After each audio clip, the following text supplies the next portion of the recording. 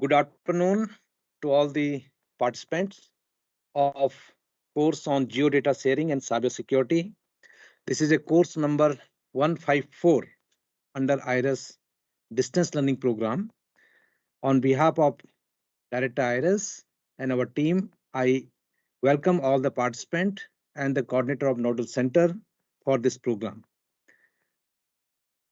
Dear participants, as you may be knowing that IRS distance learning program is a initiative by ISRO to basically to enhance the awareness on the geospatial technology, space science, space technology, and its applications in various themes.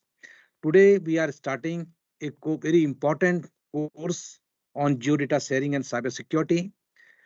And every year, we are conducting around 30 programs of different durations that varies from 1-day workshop to 3-month long duration course on different topics of remote sensing technology, GIS, and its applications. And we have also a program under ISRO STEM activity, that is a Antarish Jigyasa platform, under which we also conduct the online training programs on space science and technology and its applications.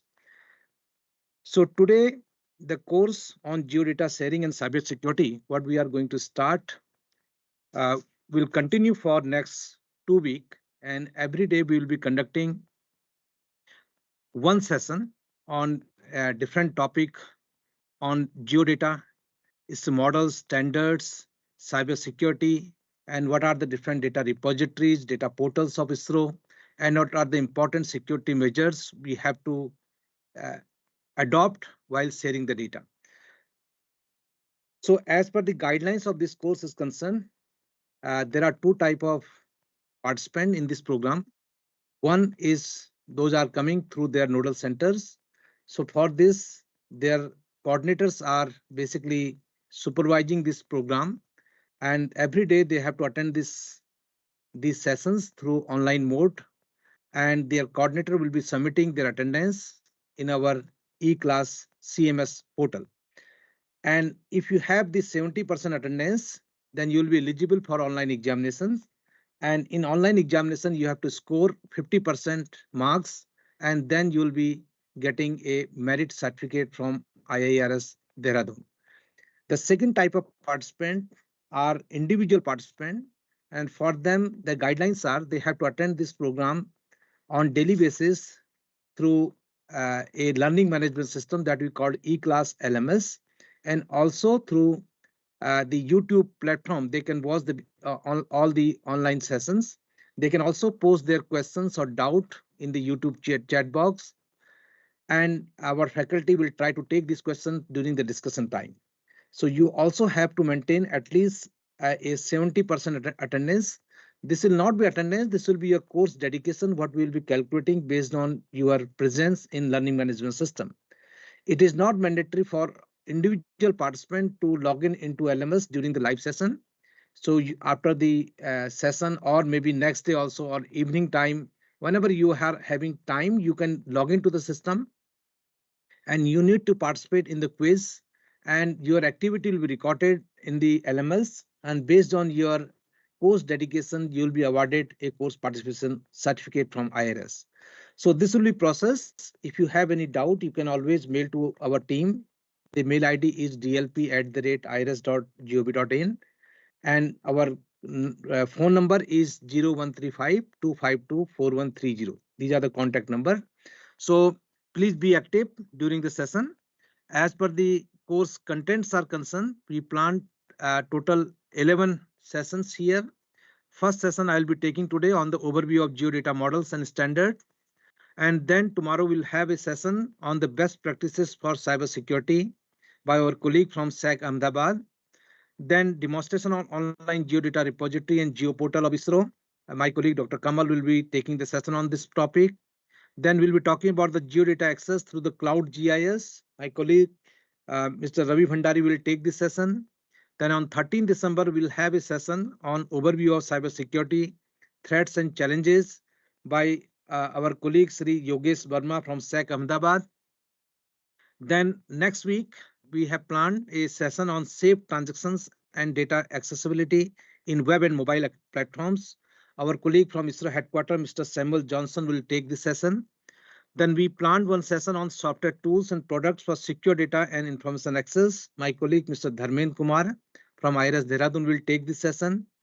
Demonstration on cybersecurity tools. Basically on 18 December, our colleague, Mr. Rakesh Sukla from ADRIN Hyderabad will take this session. Then we'll have a session on data sharing and cybersecurity. My colleague, Mr. Dharmendra Kumar, again will take this session. And finally, we'll have the last session on 20th December on network security protocol and best practices from our colleague from National Remote Sensing Center, Hyderabad, Mr. K. Kishore will take this session. So this is the plan. And here you must be seeing that the experts from different ISRO centers are going to participate. And the topic is very, very important and very relevant in today's era where we are sharing a lot of data. We are accessing a lot of data from the internet resources. We hope these sessions will be useful for you and you'll be enjoying or learning from these sessions for your career growth. So with this background, now I welcome our director of Indian Institute of Remote Sensing, Dehradun, Dr. Raghavendra Pratap Singh ji, for this inaugural session. And now I would like to invite Director Sir for his inaugural address to the participant. Over to you, sir.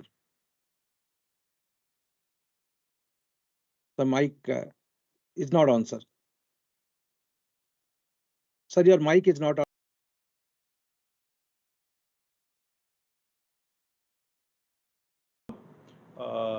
Dr. Harish, Karnatak, Sri Dharmendra Kumar ji, the dear faculty members and participants. Welcome to this course on data sharing and cybersecurity. Let me first of all congratulate the course coordinator and the group course director for planning such an important course on geo-data and cybersecurity, which is one of the important theme of today's world. We all know that remote sensing started long back in 1957 when the Sputnik was launched and IIRS satellite was launched in 1960. But that time era was different. Even the gathering of data, the type of data, they were of very different kind. Initially, they were all on films, then later on digitized into some sort of formats. But they were not that huge the way today they are. Because at that time computers were also one of that fast processing computer. As the development of computer electronics took place, the satellite technology, remote sensing technology also improved a lot. And if you see in past 1 decade, a very huge change has happened the way remote sensing used to be done some time back and today. Even I myself consider that when I joined ISRO in 1991, that time still the computers were of not that fast speed and memory systems were also less. So the kind of time used to take in analyzing data sets and the type of data sets were entirely different. Even the new generation cannot visualize that we were working on magnetic tapes on those time, and that tape used to be gathered at NRSC Hyderabad and they were posted to us in our centers, and then we were analyzing on those computers. Things has changed a lot. Now you are getting real-time informations, and not only we have to process many data sets, many processed data sets are available in the community.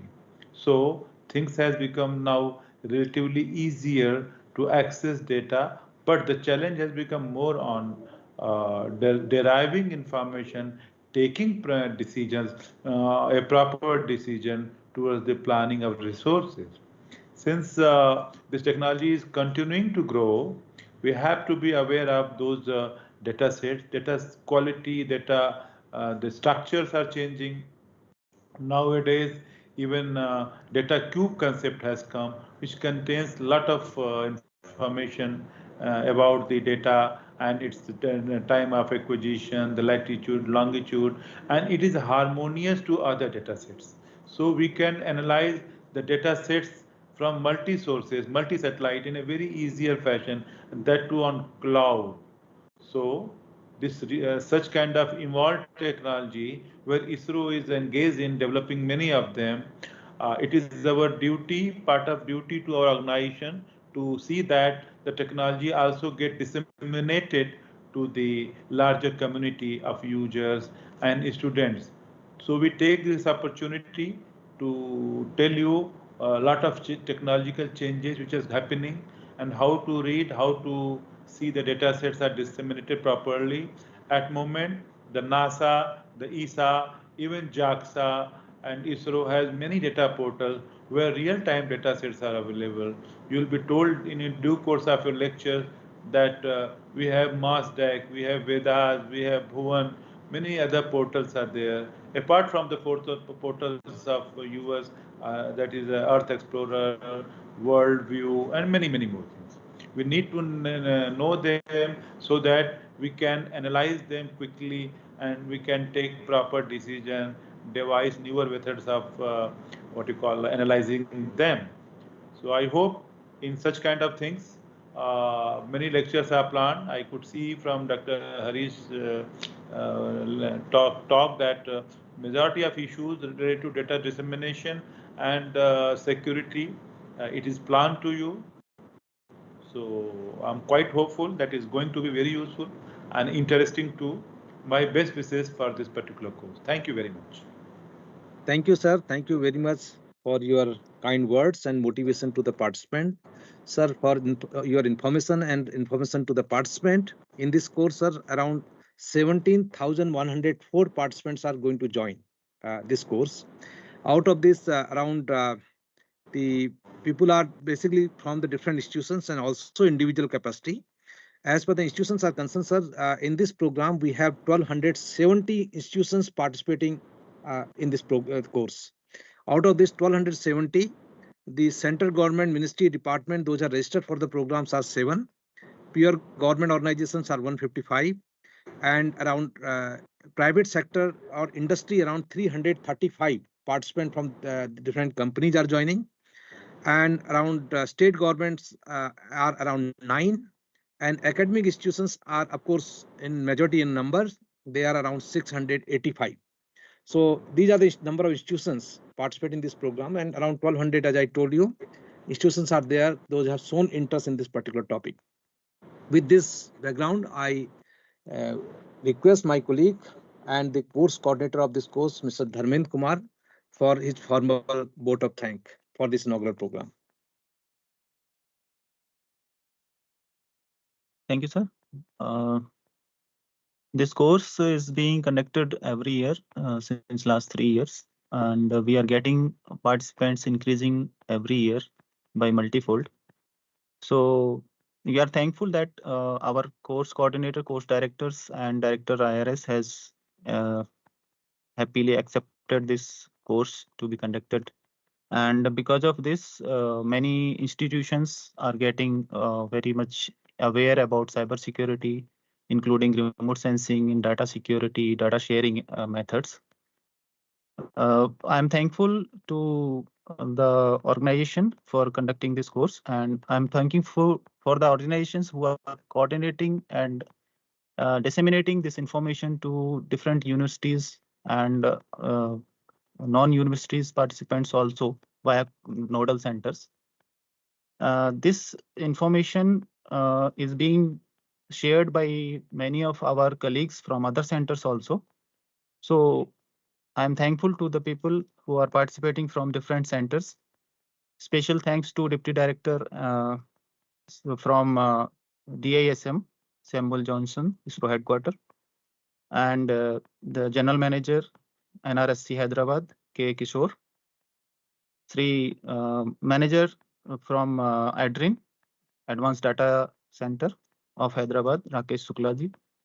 I'm thankful for Yogesh Vermaji from Ahmedabad and Rohit Tyagi from Ahmedabad. They are participant in our internal cybersecurity activities also across the centers. Apart from this, my colleague from IIRS, Dehradun, Sri Kamal Pandeji, Dr. Kamal Pandeji, and Ravi Bhandari. They are also taking lectures in very important topics during this time.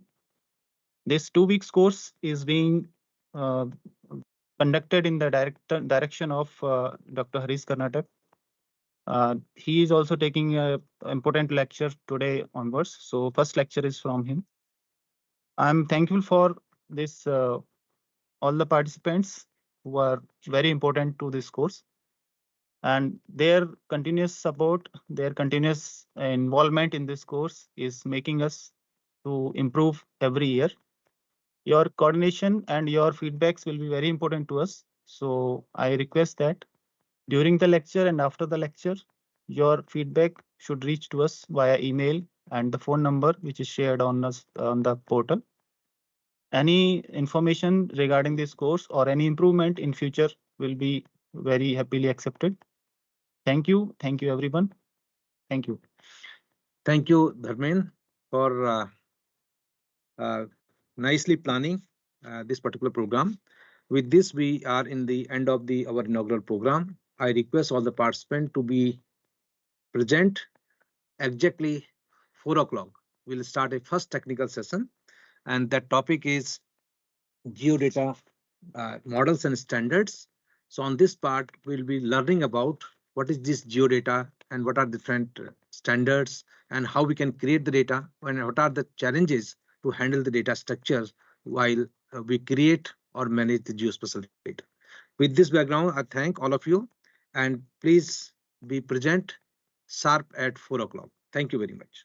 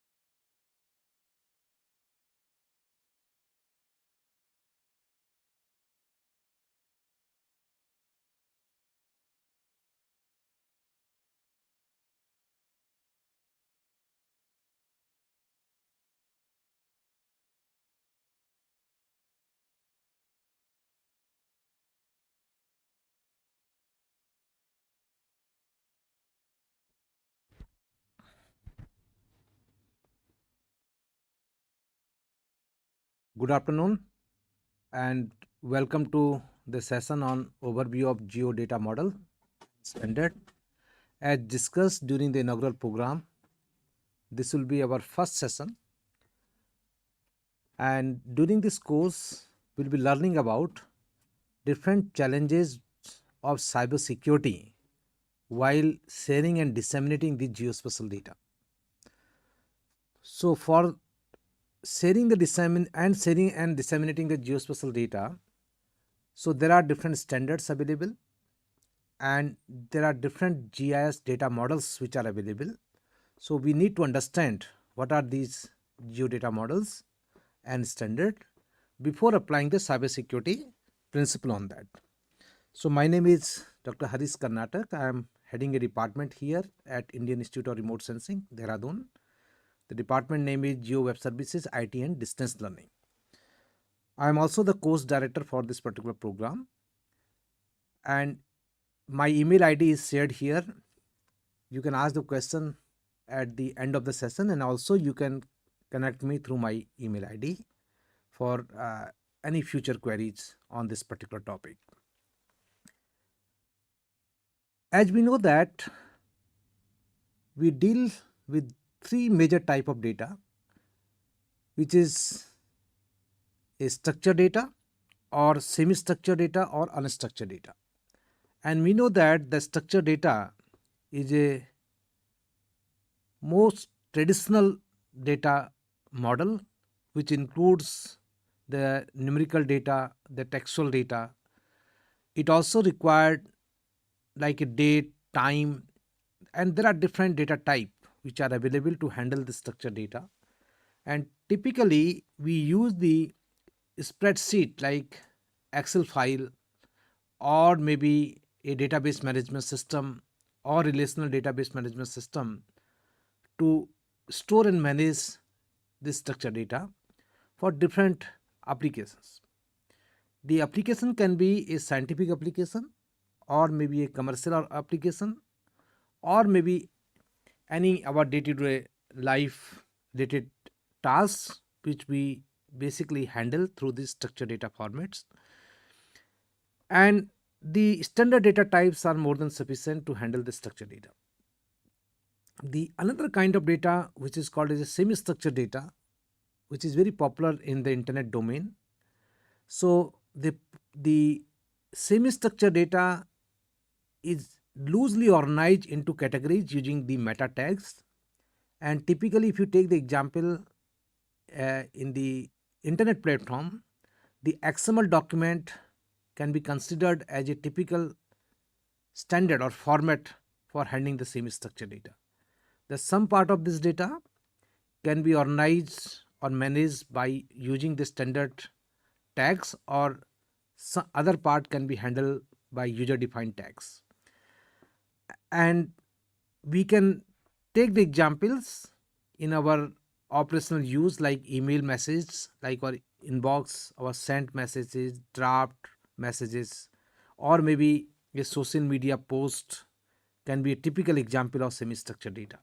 Sometime if you take the example your hierarchical data models like folders and subfolders in your computer system or in an operating system, so these things also can be considered as an example of the semi-structured data.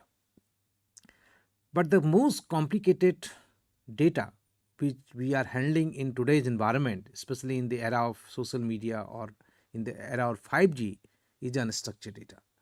The unstructured data is something like a text-heavy information that not organized in a clearly defined framework or model. So this data doesn't have any predefined model or framework. So like your video content, your multimedia or images, or maybe a social media post, or sometime email also can be considered as a unstructured data. The multimedia content like audio, videos, or maybe sounds, speech that contain lot of information, and this information if you wish to extract or if you wish to utilize for your own application, then you need to have a different approaches or method to analyze or to understand this unstructured data in better way. So these three type of data which are very, very popular, and today we are talking about the data science, where we have the artificial intelligence, machine learning or deep learning or generative AI algorithms.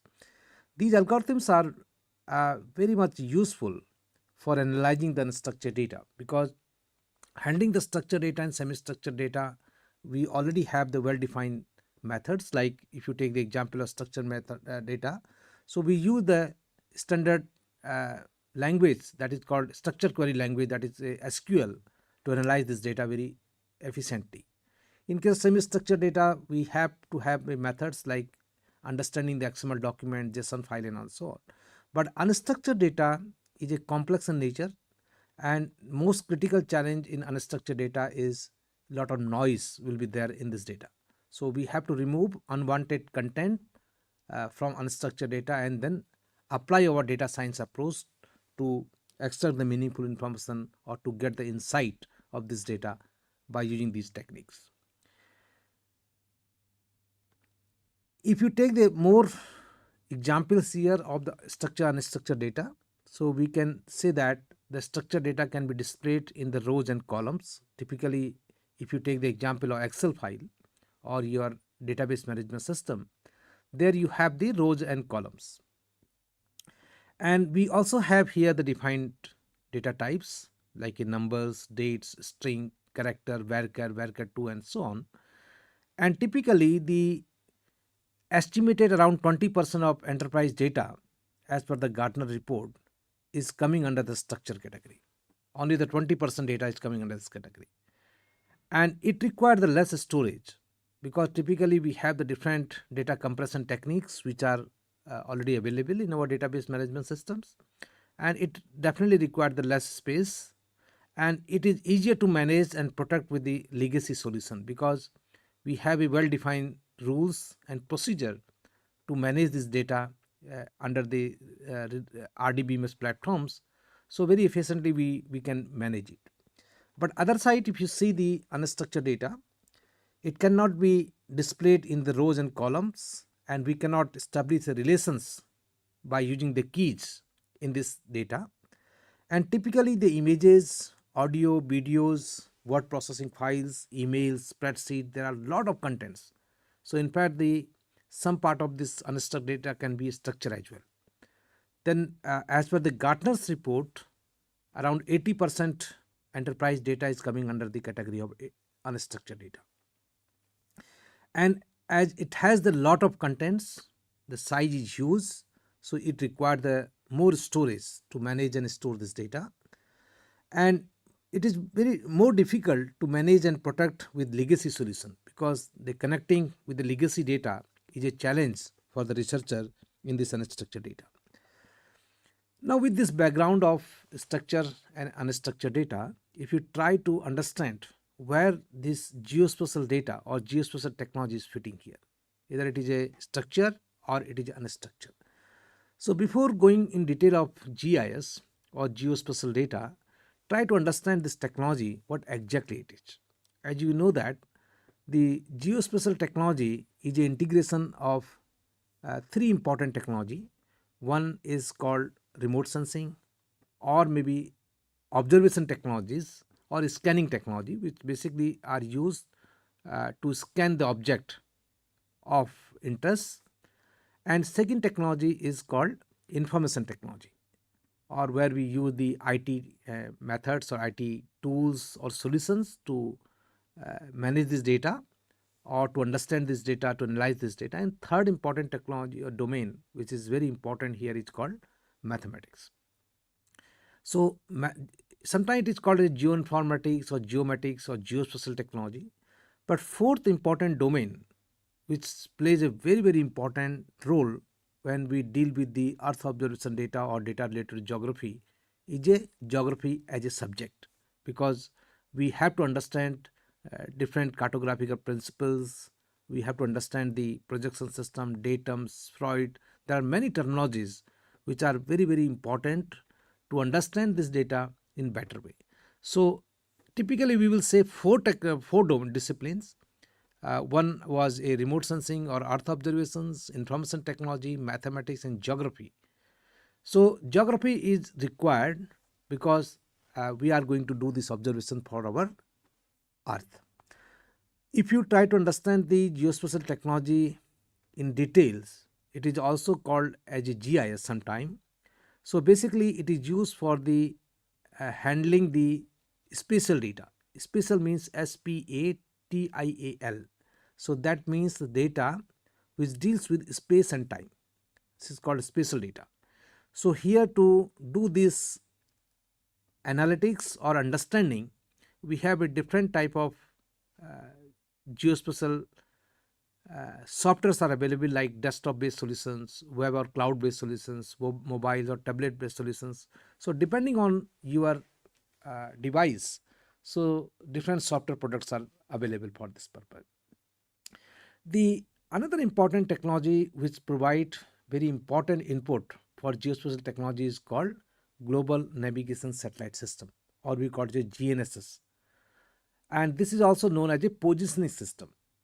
And these technologies or these constellation of satellites are used to get the position of a object in a Earth's surface.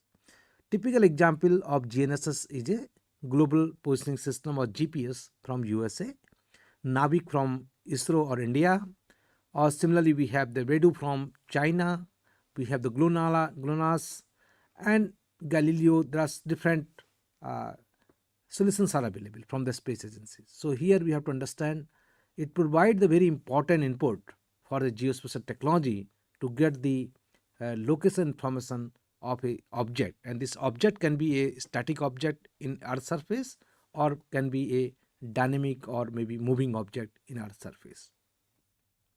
As I told in beginning, the Earth observation technologies like satellite remote sensing, drone based observations, aerial surveys are very important, which provide a critical input for geospatial technology.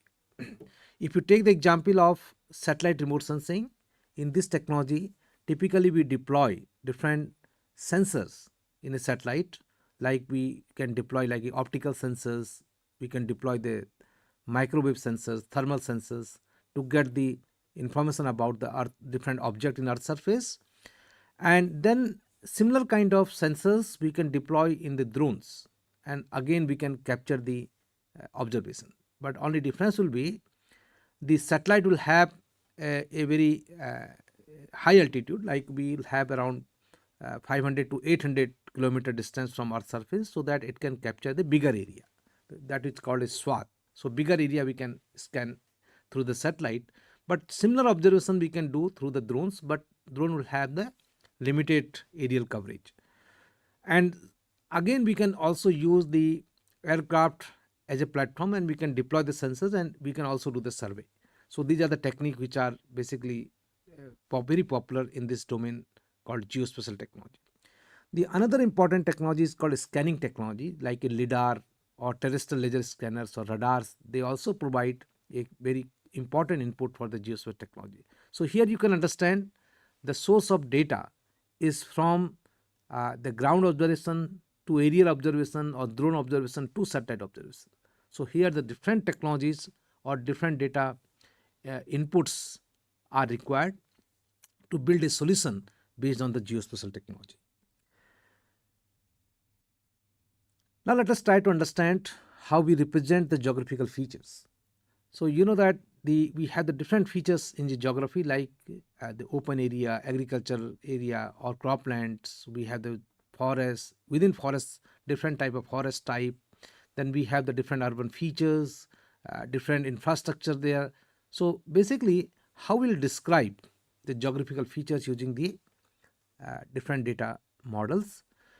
By recognizing two type of data, we have the spatial data, and this spatial data, as I told earlier, it is a data which deals with the space and time, and second is called attribute data. So spatial data which describe location of the object. So here in case of spatial data, we have the two data models which are very popular, that is called vector data models and second called raster data models. Vector data models basically focuses on the geometries where we have the three basic geometry like point, line and polygons, and raster data model focuses on pixels, that is called picture element. So we'll discuss about these two data models in coming slides. But here the attribute which are very important, which specifies the characteristics of that location. Suppose I am saying that a particular geographical feature is agricultural land. So I can define it as agricultural land by seeing the satellite image or a drone image or maybe aerial coverage. But to describe the characteristics of this agriculture land, so I need to have attribute, and these attributes typically I can store and manage in the form of the rows and columns. So by combining the attribute data and spatial data, we can make a complete geospatial data for our study. So there are important properties for each geospatial data, and which is like a projection, scale, accuracy, resolution. These are the important parameters. But most important, whenever we are dealing with the vector or raster data, so depending on the applications and the requirement of our project, we will decide which data model will fit for our study. So there are different database management systems or approaches by using which we can store and manage our geospatial data, either it is in vector or raster data, for efficient management or accessing of the data from in a single user environment to multi-user environment. This is a typical example of the raster data models and the vector data models. So you can see here the raster data model, as I told you, it will store and manage the data in the form of the pixels. This is called picture element. And here suppose I am storing the information about the river and house. So these are the two objects. So river in a raster model, so each pixel which cover the water of this river are basically highlighted as a R. You can see here. So this will be a raster data representation. Similarly, house is represented in this pixel called H. But in case of vectors, we will be using the basic geometries, point, line and polygon geometry to represent this data. For example, river will be represented by a line geometry. So you can see the line geometry here. Similarly, the location of a house we can represent by a point geometry. So this is a typical example. And point will be like this is a x axis, this is a y axis, x comma y. This is a latitude and longitude information. And by combining the multiple points, we can create the line. This is a data model which is called a vector data model. So any one of the data model you can opt for your project, but there are certain guidelines when to use which data models. For example, suppose you have a continuous features like temperatures, rainfall or soil moistures. In this case, we basically use the raster data model. Or in the models where we require to define a exact boundaries or exact location of a object, then we use the vector data model. For example, suppose you have to define a boundary of a city, a boundary of a state or country, then we'll go for the vector data model because the boundaries can be clearly defined. So these are some examples here. In the geospatial technology, or maybe during this course as well, we'll be using a term called layers. Layer is something like if you are a computer background person or student. So typically when we are storing our data into database management system, we are storing in the form of the tables. So tables you can relate with the layers. If you are storing the information related to the road, so it will go to the road table in the database. But in GIS terminology, we will call it as a layer.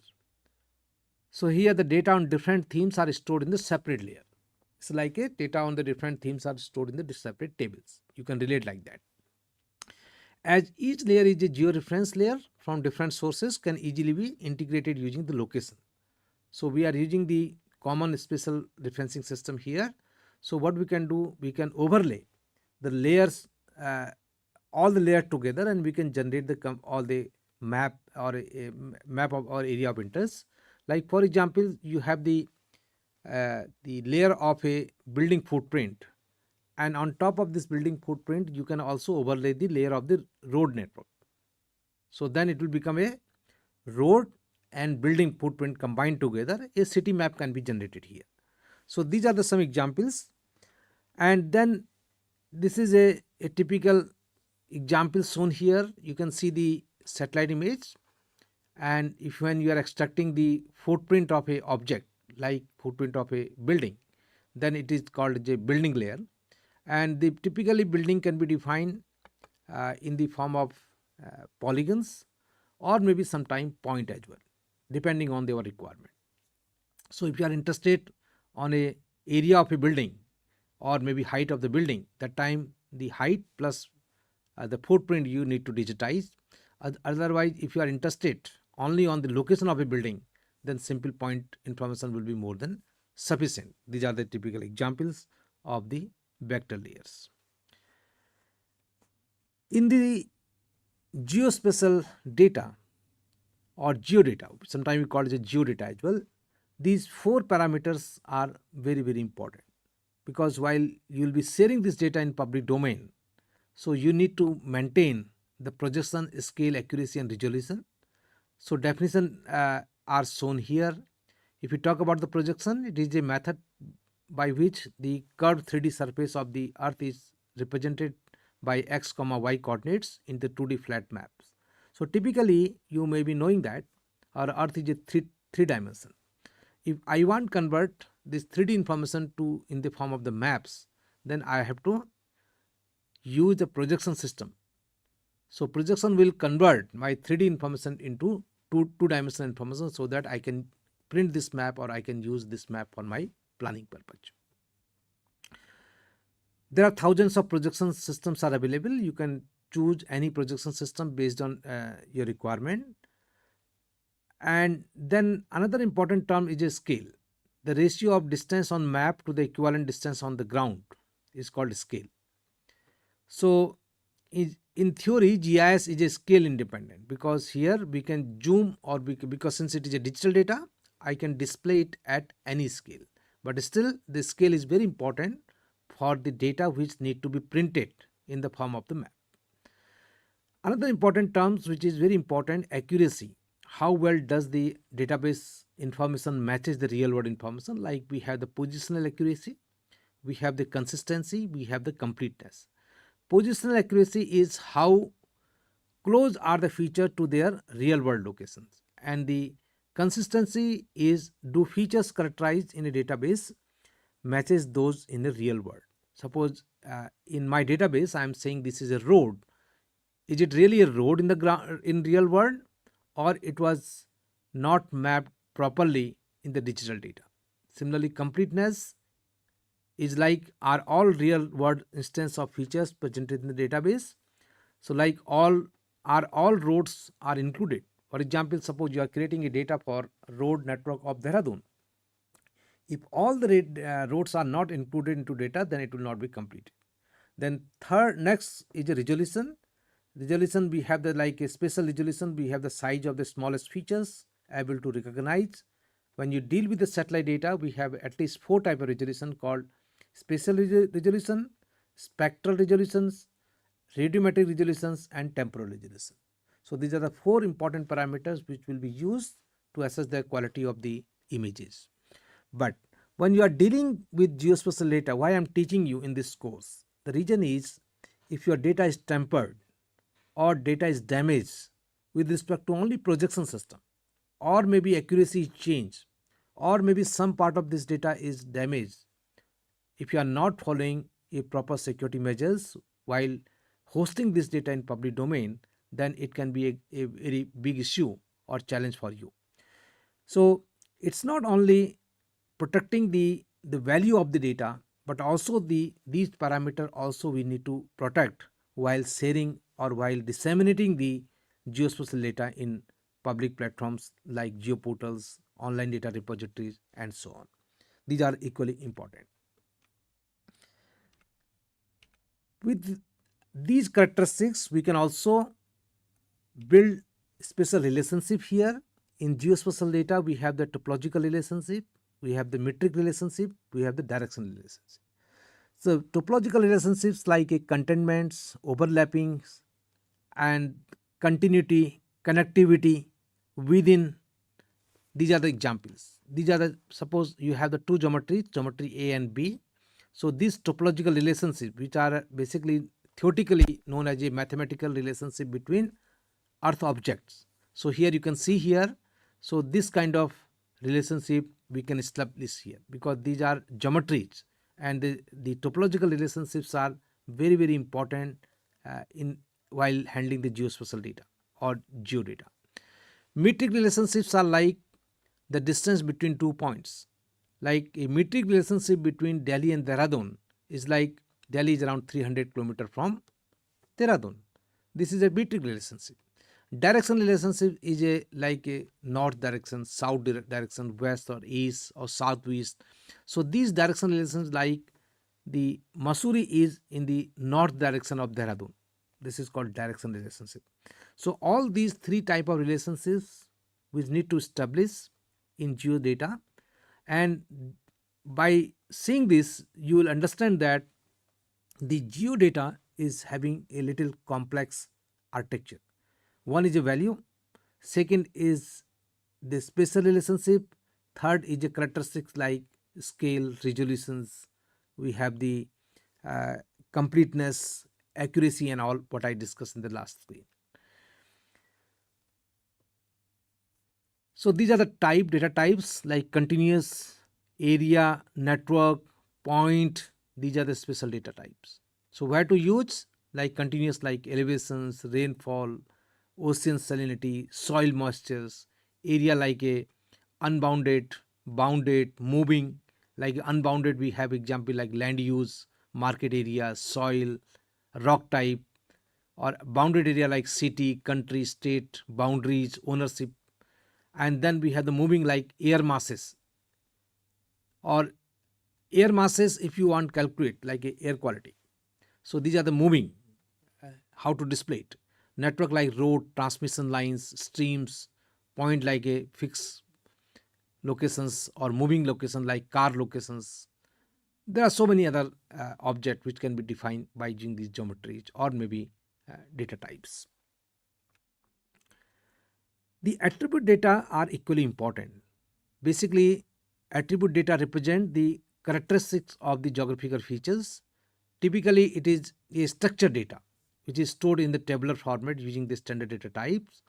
And we use the standard database management system or relational database management system for effective organization of the attribute data. We know about the different data types, like we have the characters, integer, floating, date, or blob or clob. These are the data type which are already available. So here by combining attribute data and spatial data, we can create a complete geodata for our own studies or our project, and which will be used for variety of applications. These are the typical examples. What do you mean by GIS data? So typical examples, like if you take the example of vector data. So in case of vector data, as I told you, these are three geometries: point, line and polygons. In case of point, the example can be location of a house, location of the restaurant, school locations, location of an institute. And then if you try to understand the attribute, for example, if I take the example of restaurant, the attribute can be what is the address, what type of food is available there. So these all attribute we can store into tables. But while the location of a restaurant will be stored in the form of the point geometry. So by combining the point geometry with the attribute, we can create a complete layer of a restaurant location. Second example can be line. A line is another geometry. So for example, I can use this particular geometry for representing my river, roads, or any linear feature. Typically, if I am storing the roads, the attribute which will be required to define the roads are like length of the road, what is the speed limit, either this road is a two-way or one-way road. All these characteristics we need to store into the our attribute table. If you take the example of polygon, so as I told you, the polygons means where we need to define a defined boundary. So for example, the country boundary, or maybe the village boundary or city boundary. So here if you take the example of the country boundary, so we can store the important information like what is the population of the country, what is the GDP, what is the capita of this country. All this information we can store in the attribute. So here you will understand that there are two type of data structure available here. One is the geometry, second is called attribute, and both we are combining together and making a complete geodata. As in case of raster data models, we store the all the information in the pixels or in a picture element. Typically these are stored as a digital number, and we can also relate a attribute table with this digital number, but here we need to establish a relations by using the join operations. Then a complete data can be prepared here. But raster data will allow a limited opportunity to link the attribute information with each and every pixels. So there are certain limitations. So but depending on the applications or requirement, you can select the appropriate data model for your study. Now when you store and manage the raster or vector data inside the DBMS or database management system, then you have to have a concept of object orientation in database system, or we call it the object oriented relational database management system. Today majority of RDBMS like Oracle, MySQL, PostgreSQL, DB2 all are supporting object orientation inside the DBMS. You can store and manage your vector and raster data, and in fact you can store and manage some part of your structured data like multimedia data inside the DBMS as well. So all these facilities are available, and we can use any software interface or maybe sometime the structured query language to analyze or to process this data for our own applications. But here if you combine the raster, vector, attribute together, and if your data updation frequency is very fast, size is very big, and you also have additional contents like a document related to this data, then a relational database management system or ORDBMS are not sufficient to handle this data. Then we require a data structure something like NoSQL database or document database like MongoDB, which are very popular and very powerful to store this unstructured character of geospatial data inside the NoSQL environment.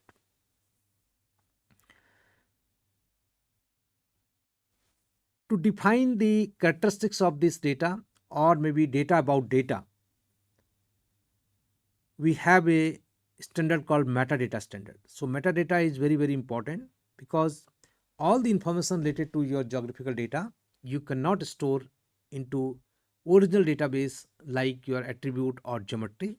Some of the features like scale, resolutions, satellite parameters, or ownership detail, or maybe legacy or age of the data, all these characteristics if you are going to store into a database, then you have to store a separate file called for metadata.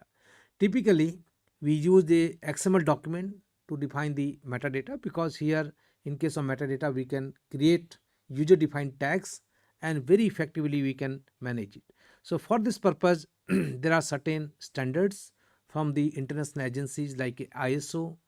Under ISO TC 211 they have the metadata standard for the geospatial data, and different countries also have defined their own metadata standards. Like if you take the example of India, we have the NSDI metadata standards from the National Spatial Data Infrastructures, which is maintained by Department of Science and Technology in India. So these all standards are very important to define the data about the geospatial data. Why we should use or metadata here?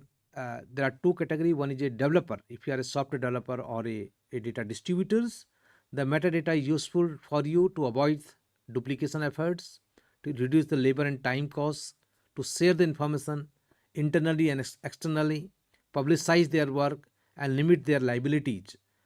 As a consumer of this data, the metadata will be useful for you for the better understanding of the data sets that they have acquired, focus on data remains key to their efforts, discover data inside and outside their organizations, access geospatial data by web mapping services or APIs or other methods. So these metadata are very, very important. And when we deal with geospatial data, the metadata is an integral part of this data, geospatial data, which need to be created, maintained, and we need to secure the metadata as well while accessing or disseminating this data into public domain. Now let us try to understand, when we have this data, what kind of analysis we do with this special data. So quickly I will go through these analytics. So there is something called geoprocessing. So these are the computation techniques used to compare, analyze, or manipulate map layers and their underlying geographical data to create new set of data of information. And geoprocessing techniques for raster and vector data analysis are used for various thematic applications, including natural resource management, disaster monitoring and management, governance application, and so on. Typically, geoprocessing is used for automation of GIS analysis and information extraction methods. And there are different APIs or libraries available for different programming languages. You can directly read and write vector and raster data, and you can build different type of analytics for your users or for your own applications. Some of the typical examples of geoprocessing with vector data are shown here. Like suppose you have the single layer or multi layers. So different operations you can perform. As a single layer operations are concerned, you can do like a proximity analysis or like a buffer analysis. For example, suppose you are standing in a particular locations and you want to create a buffer. A typical query can be, show me all the shopping center within 2 kilometers of my location. So this is a typically called as a proximity analysis, and this is a single layer operations. And single layer geoprocessing, we can operate like a dissolve operations, append operations, select operations, and merge operations. And there are many more such kind of single layer operations we can perform here. As per the multi-layer operations are concerned, so we can combine two different type of tables or layers together. And typically we do here the overlay analysis, which we perform like a site suitability analysis, point in polygon operations, polygon to point operations, line on line operation, line in polygon. There are different type of basic GIS operations which are available, and these overlay operations also can be executed for the Boolean operators and or XOR, or we can also run like a union, intersections, symmetrical operations, identity. All these are basically a set theory operations. So because we are dealing with the geometrical data, there is a point like data, polygon or line geometry, all the geometrical operations we can perform with this vector data. It can be a single layer or multi-layer operation. In standard database management system like a RDBMS, you must have seen the join operations using the primary key, foreign key, and super key and composite key. But in case of vector data, we can also do operations like spatial join.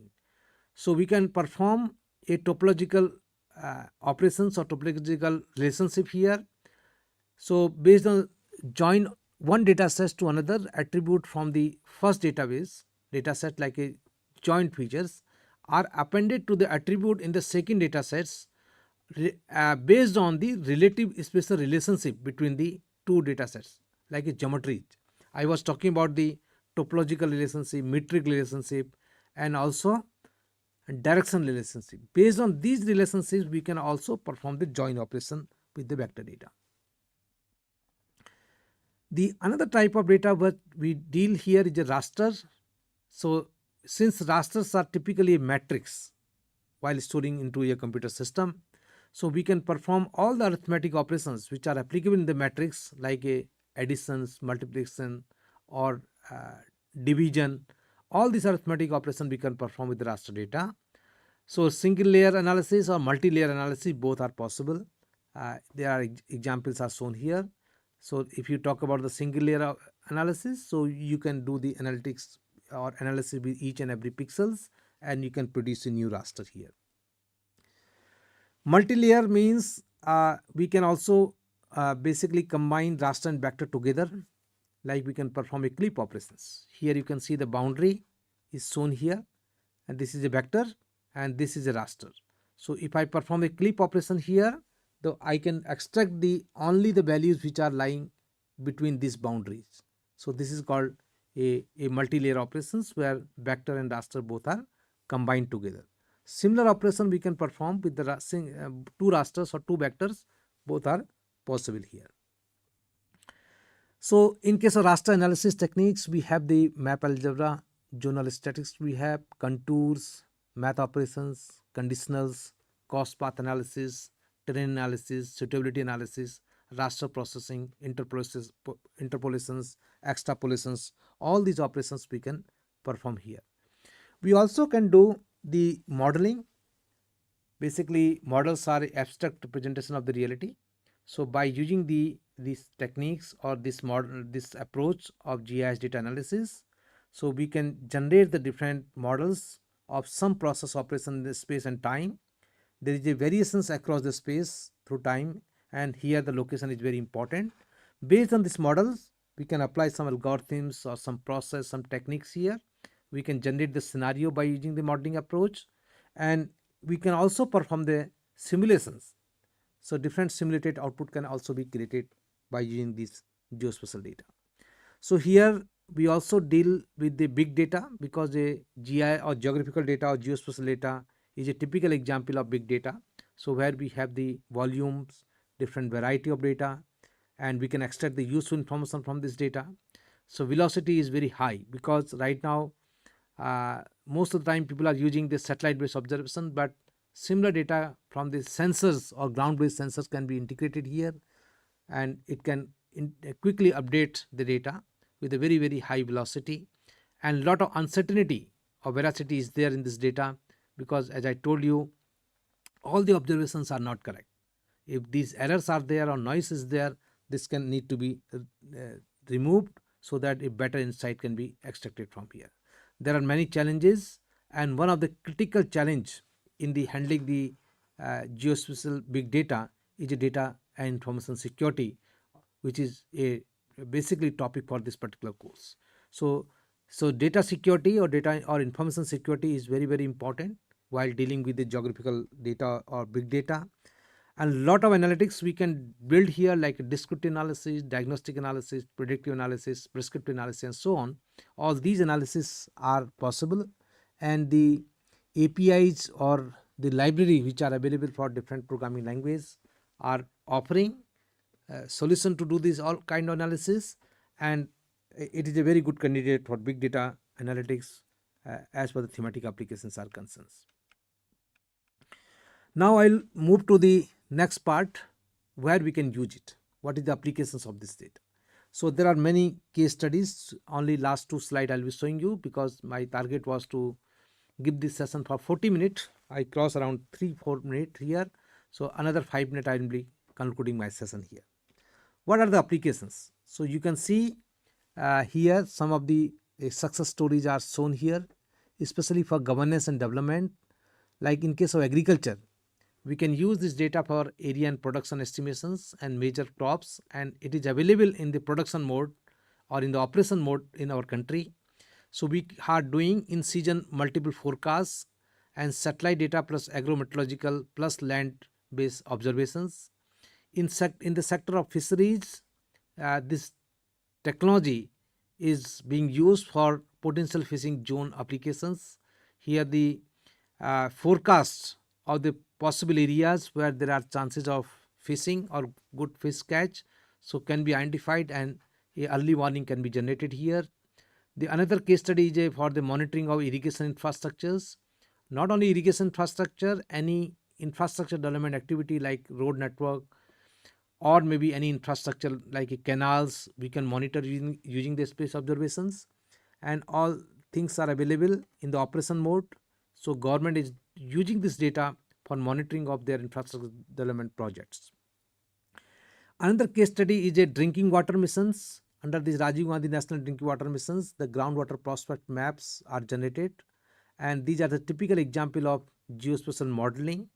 So groundwaters are not observed directly from the remote sensing data, but here the modeling techniques are applied, and the prospect zones of groundwater are identified, and maps are available in public domain. Similarly, for watershed development activities, this technique is used very regularly. Natural Resource Census of India, we identified around 7 themes like land use, wetlands, soil, snow and glaciers, geomorphology, land degradations, vegetation. So, uh, government is generating, or ISRO is basically generating these maps using these satellite observations, and these data sets are typical example of geodata, which are available in fact through our Bhuvan portal, and also as a atlas or original data download also is available, so that you can use this data for your own studies. In case of forestry, there are some examples like assessment of forest cover and forest fire locations on daily basis. Monitoring is being done by using this data. Monitoring of snow and glaciers using the satellite imageries, like to understand the glacier retreat, snow melt runoff forecasting, input of climate change. The same data or same technology can be utilized for the urban planning, and this is one success story here, like a generation of multi-scale urban geospatial database under the National Urban Information System, or a program called Smart City Programs or Amrut programs. Then we have the centralized planning of panchayats. This is a very important initiative of ISRO. So here the geospatial data up to village level is generated.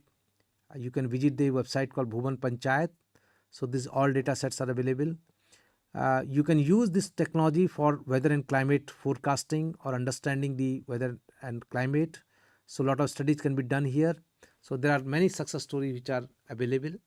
To know more about these all applications, I request all the participants to visit ISRO Bhuvan website, ISRO Vedas portals, and MOSDEC portal. My colleague Dr. Kamal will be discussing more about it, and he will be showing you the live demonstration of these data products.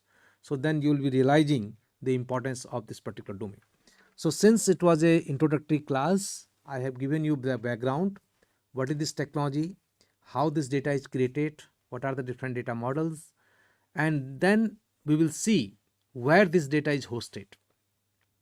And once you understand it, then you need to understand what are the challenges with respect to cyber security of handling this data, especially in a public domain like internet.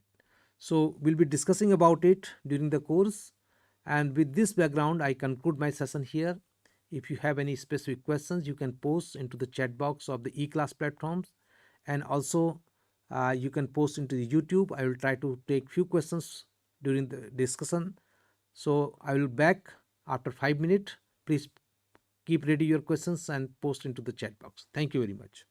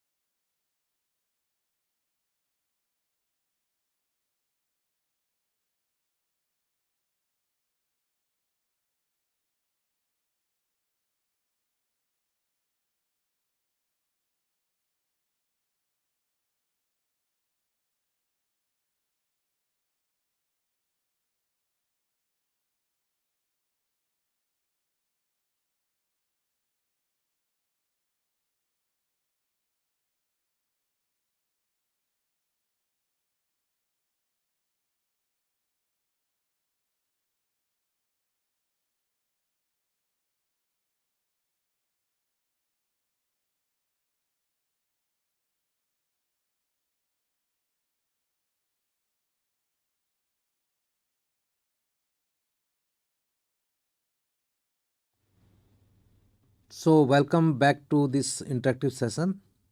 There are many messages in the YouTube and also in our e-class platforms.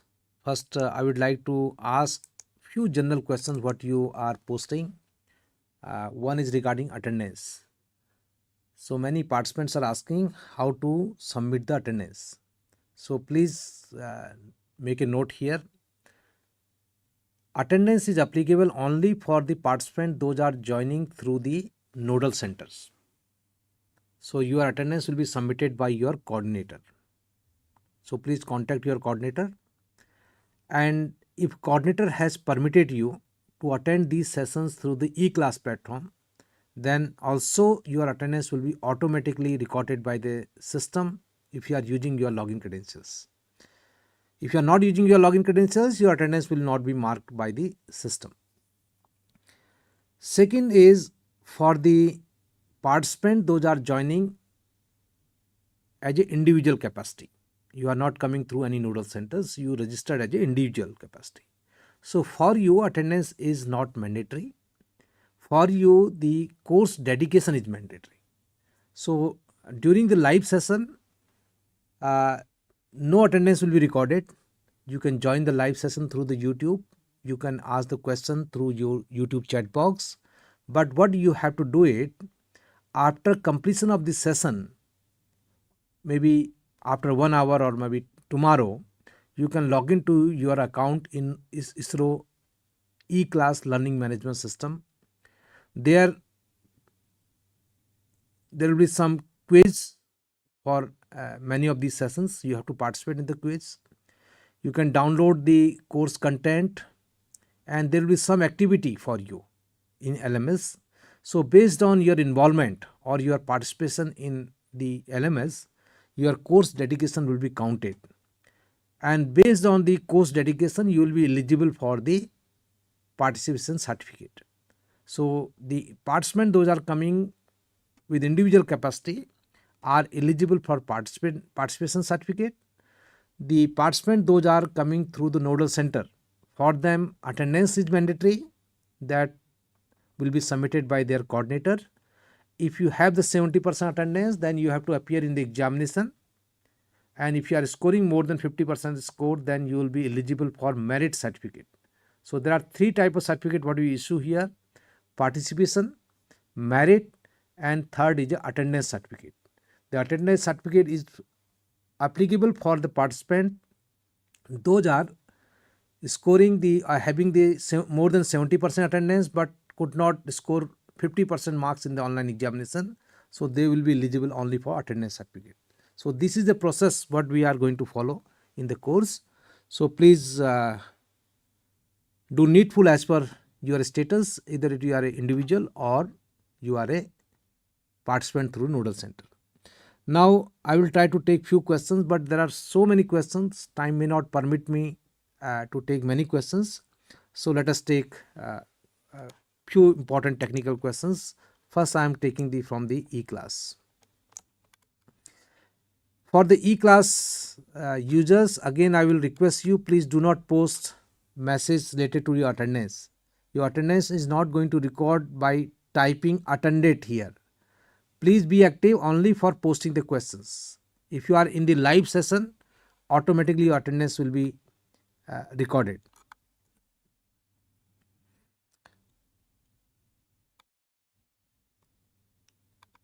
Let me find out the questions. What type of data we are using in our satellite? See, this question is, I think, for data models. Typically, the satellite data is recorded in the raster data model. So whatever observations satellite is taking is basically is recorded in the raster data model. These are the images. That's why we call this satellite images. Then we have questions. Raster files. In case of vector files, vector data, as I told you, point, line and polygon geometry we store here. A typical format what we use for the vector data is called shape file. Or if you store this this data into database management system, like a Oracle GeoRasters or PostGIS, these are the database format. But in case of raster data, we use the TIFF or GeoTIFF file or .img file. You can also store and manage the raster data inside the DBMS as well, but when it is inside DBMS, the format or name will remain same like a GeoRaster, Oracle GeoRaster or PostGIS. But typically, if you are storing in a file, then it is a IMG, TIFF, GeoTIFF. These are the standards.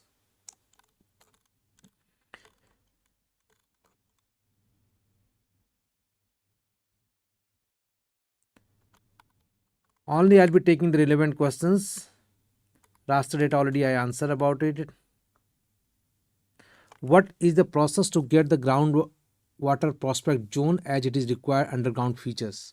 See, to get the groundwater prospect zone data, so you can visit ISRO Bhuvan website or maybe website of Ministry of Rural Development. There also these maps are available for download. So very little questions.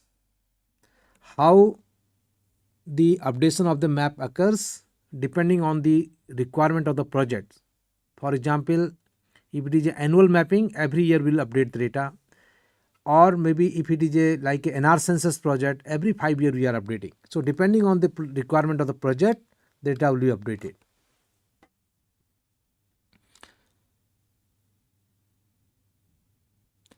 Remotely collected data on Earth and collected on space, they are different in size. No, they are not in different in size. Depending on the capability of your sensors, the quality can be decided. Maybe like we call it a spatial resolution, spectral, temporal, or radiometric resolutions. So the size will be not different. The similar size will be getting, but there will be slight changes depending on the accuracy of the data. How to find unstable ground in the earth and whether it is possible to do satellite communication. Unstable means what exactly? This question is posted here, but if you are looking for like a subsidence or landslide or maybe subsidence kind of things, yes, through the satellite based observations, you can get information about it.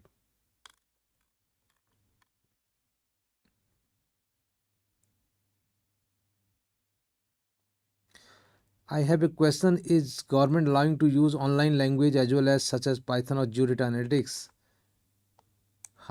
Government, there is no role of government here. Only these are the technologies what you need to learn or through these all online platforms. Let me take a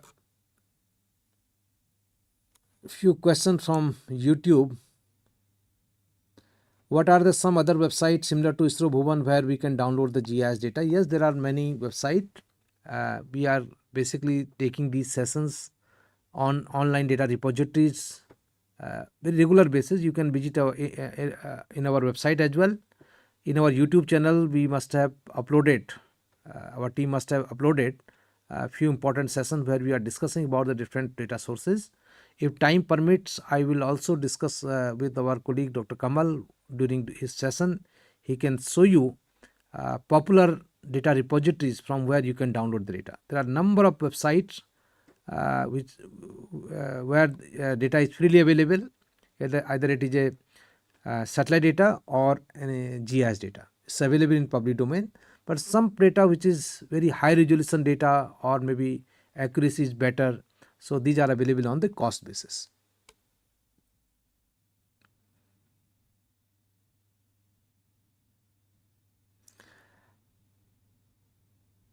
I am unable to attend the class between the 4 to 5:30 because my college timings are there. Is there any way to attend this class later? Yes, under the offline category in the e-class, you can attend these sessions because we are going to upload all the videos there. So you can join here.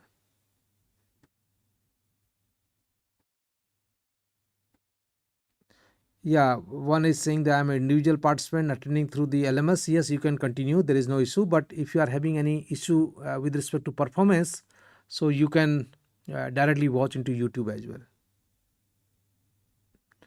Can I transfer from individual to nodal to qualify the online examination? You can do it if the coordinator of a nodal center is permitting you. It is up to the coordinator.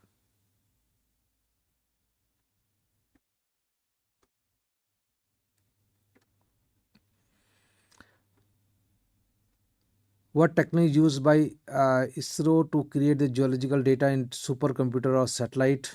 I think this is not the topic. There are so many questions you people are posting, but most of the questions are irrelevant to the sessions. But yes, we'll be taking these all topics sometime in some other courses. But in this course, we'll be focusing more on the data and issue related to cybersecurity or data security while hosting into the website or while accessing data from the website. Okay, now with this, I think I will close this interactive session. I have taken few questions, not many, because time is closing here. We have to close session by 5 o'clock. I hope you must have enjoyed it, and I'll be sharing my PPT also through the LMS and the e-class. You can download and you can refer for your future studies, and wish you all the best, and please actively participate in the course. Tomorrow onward, sharp 4 o'clock, we'll start the session, and I have requested my all the colleagues to complete their lectures in 40 minutes and then 20 minutes for the interactions. So we'll be following the same guidelines. So please join it. Thank you very much.